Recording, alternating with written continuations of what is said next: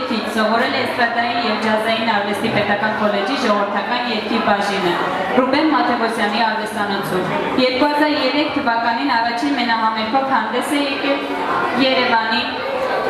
համազգային թատրոնում «Սասնա մեկ օր» խորագրով։ 2004 թվականին Երևանի Սպենդիարյանի անվան օպերայի և բալետի ազգային ակադեմիական թատրոնում «Սասնա երկիր» խորագրով հանդես է եկել մենահամերգով։ Նույն համերգային ծրագրով հյուրախաղերով ներկայացել է մի շարք երկրներում՝ ԱՄՆ, Ֆրանսիա, Բելգիա, Հոլանդիա, Ռուսաստան, Բեյրութ, Կանադա և այլն։ 2005-ից 2010 թվականներին մասնակցել է Լոս Անջելեսի Armenian Golden Star երաժշտական մրցանակաբաշխությանը և ամեն տարի արժանացել տարվա ազգագրական երգիչ մրցանակի։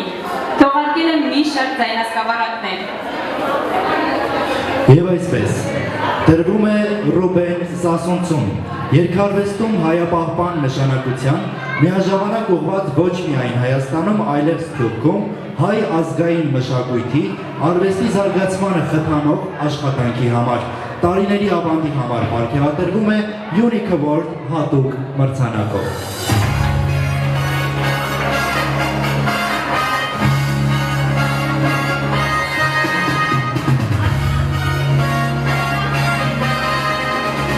Շնորհավորում ենք։